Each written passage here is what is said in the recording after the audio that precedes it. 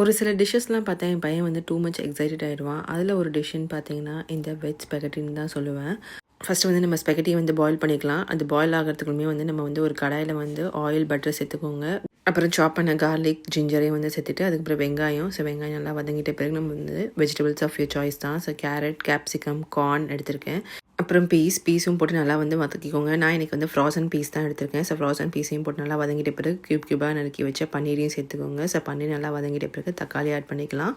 So தக்காளி add பண்ணிட்டு கொஞ்சம் மிளகாத்தூள், கொஞ்சம் கரம் மசாலா, கொஞ்சம் சில்லி சாஸ், கொஞ்சம் வந்து டொமேட்டோ கார்லிக் சாஸும் போட்டிருக்கேன். ஸோ அதையும் போட்டு கொஞ்சம் இட்டாலியன் ஸ்பைசஸ்லாம் போட்டு பெப்பர், உப்பு, ஸோ இதெல்லாம் போட்டு நல்லா வந்து வதங்கிட்ட பிறகு தேவையான கொஞ்சம் லைட்டாக தண்ணி ஆட் பண்ணியிருக்கேன். கொஞ்சம் சாஸாக வரட்டுன்றதுக்காக. அப்புறம் வேக வச்ச பாஸ்தாவையும் போட்டுக்கோங்க.